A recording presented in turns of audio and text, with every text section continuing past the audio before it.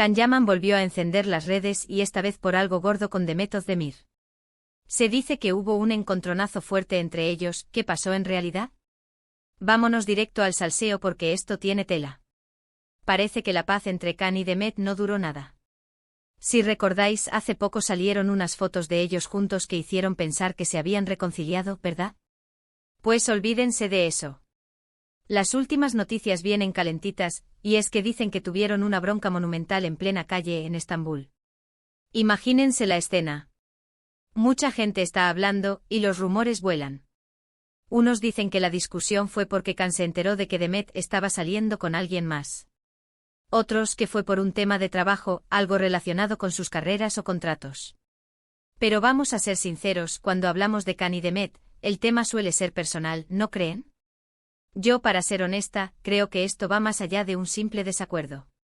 Can Yaman es un personaje que siempre está en el ojo del huracán, y parece que su temperamento a veces le juega malas pasadas. Y Demet Özdemir, que se las trae, tampoco se queda atrás. Ella es muy profesional, pero tampoco es de las que se dejan pisotear. Lo que yo sospecho es que hay algo ahí guardado desde hace tiempo. ¿Se acuerdan de toda la historia que tuvieron? Fue algo supermediático, todo el mundo pendiente de ellos. Y luego el supuesto distanciamiento. Estas reconciliaciones fugaces y luego estas broncas, huele a que la relación es muy intensa y quizás muy explosiva. Muchos dicen que es solo una estrategia de marketing, que todo esto lo hacen para mantenerlos en boca de todos. Y bueno, no les voy a mentir, con lo famosos que son, no sería la primera vez que se utiliza el salseo para dar que hablar.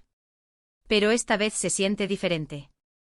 La gente que estuvo cerca dice que la cosa fue seria. Para ser honestos, Can Yaman tiene fama de ser impulsivo. Y si Demet se sintió agredida o faltada al respeto, normal que haya saltado. Nadie aguanta que le griten o le digan cosas, menos en público.